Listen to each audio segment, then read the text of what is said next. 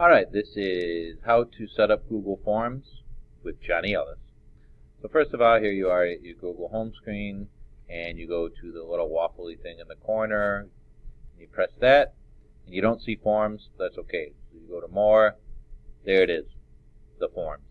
So you select forms, and it opens up, and we're going to create a new form here, brand new form. You can also do this from Google Drive, but I like that way just because.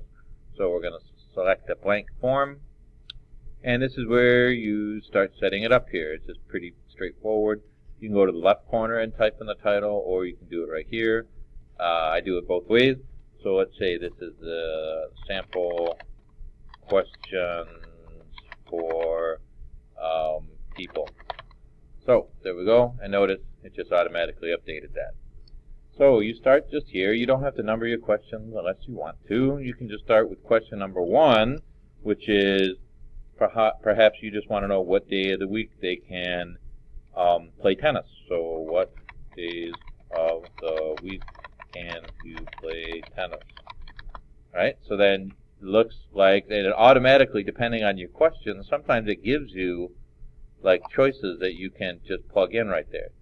So you can add all, you can type your own options, you can click on each one of these.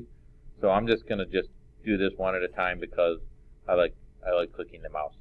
So then Friday, and I don't want to play on the weekend, so forget it. So notice you have a couple of options here in this little drop-down menu. This is the check boxes. The check boxes allows people who do the form to select more than one thing, and that's pretty useful. Okay, so you can do the check boxes, and first of all, we might want to add what the person's name is. So that's, I always forget to do that. So let's go over here to this little menu. This is where you add things. You can add a question, it says right there, add question. You can add a title and description, it says right there, add title and description. You can add an image, add video, and add section. So primarily we're going to just be working on adding questions. We can add a question right here, and notice it's now second, but we're going to just type in here, what is your name? And so notice how it automatically jumped to short answer because it recognized that you're going to ask people to type something. So we're going to actually move this question up above because we want that first. So anytime you want to reorder questions, right now, what days of the week is first, what is your name is second. So we're going to move what is your name above. So all you do is click, see there's 6 dots there, and it turned into this little Maltese cross kind of thing. And so I'm going to click this and just move it up, and it goes bam, right there. So I have now what is your name is first, and then what days of the week can you play tennis is second. So then when you press the plus, alright, so we're back here and we're looking at what days of the week can you play tennis. So we can add a question. And let's say we want to know, how about what is your favorite genre of music? So then it gives you, you can do multiple choice. And then you just want to know one thing. So you can say rock, you can say country, you can say western, because there's two kinds, country and western. Or you can add an other, so then somebody can type in their own thing here. So that's basically it. So you have the sample questions for people, your title, your first question, your name, always remember that.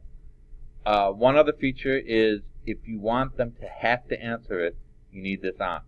If you don't need them to answer it, you should probably turn this off because then otherwise they have to type something and you may not want that. So always have that on if you want them to answer it. So they have what is your name, what days of the week, for example here, what's your favorite, whatever. So you can add up, as many questions as you want. And that's the basics right there. So in order to send this, you can either do it right from here. You can also go, to your email and you can click compose, compose.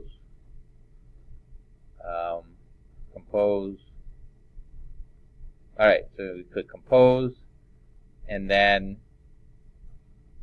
we wait patiently compose. All right, and then if we send it to whoever we want. Let's say we want to send it to the whole high school. So we do that. There's our subject stuff, and then you just go down here to where you see you can add these things, and that's the Google Drive.